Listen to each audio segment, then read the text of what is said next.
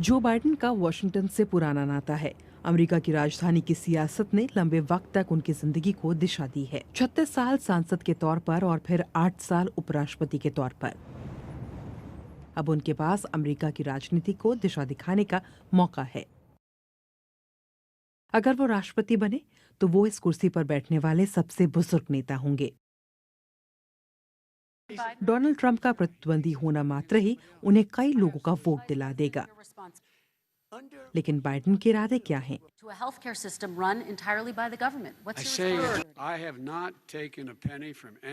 वो इस चुनाव में अपने 40 साल की छवि के साथ उतरे हैं, एक उदार, नर्म और मध्यमार्गी नेता। असल में वो बराक ओबामा के कार्यकाल के विस्तार की पेशकश कर रहे हैं, लेकिन इन बरसों में डेमोक्रेटिक पार्टी में काफी बदलाव आया है।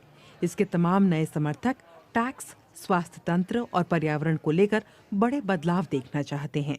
अगर जो बाइडेन राष्ट्रपति बनते हैं तो उनके सामने एक ही सबसे बड़ी चुनौती होगी, अपनी समझौते और सर्वसम्मति वाली प्रवृत्ति और अपने मतदाताओं की महत्वाकांक्षाओं के बीच सामंजस्य बिठाना।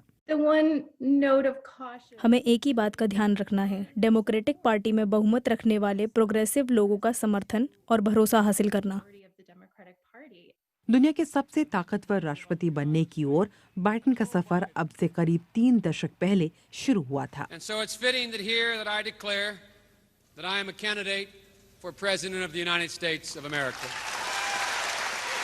बाइडेन सबसे पहले 1988 में राष्ट्रपति के दौड़ में शामिल हुए थे, लेकिन तब ब्रिटिश लेबर पार्टी के नेता नील किनिग का एक भाषण चुराने की बात स्वीकार करने के बाद उन्होंने अपनी उम्मीदवारी वापस ले ली थी।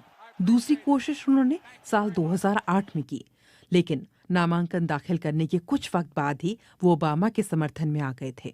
डेलावेयर से 6 बार सेनेटर रहे बाइडेन सबसे पहले 1972 में चुने गए थे, लेकिन उनके राजनीतिक जीवन के दौरान ही उन्हें कई निजी हादसे झेलने पड़े।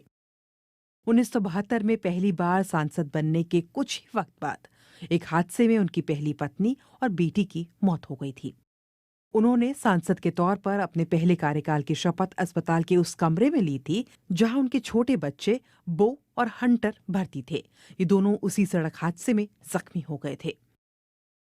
2015 में बो की 46 साल की उम्र में ब्रेन कैंसर से मौत हो गई थी। अपनी निजी जिंदगी की त्रासदियों की वजह से लोगों के बीच उनकी एक दयालु और पारिवारिक शख्स की छवि स्थापित हुई। लेकिन अपनी लंबी सियासी पारी के बावजूद बाइडेन के सामने सबसे बड़ा सवाल यही है कि राष्ट्रपति बनने पर वो सरकार कैसे चलाएंगे। अपनी कैंपेनिंग के दौरान वो कई विवादास्पद मुद्दों में सफलतापूर्वक चुप्पी साधे रहे।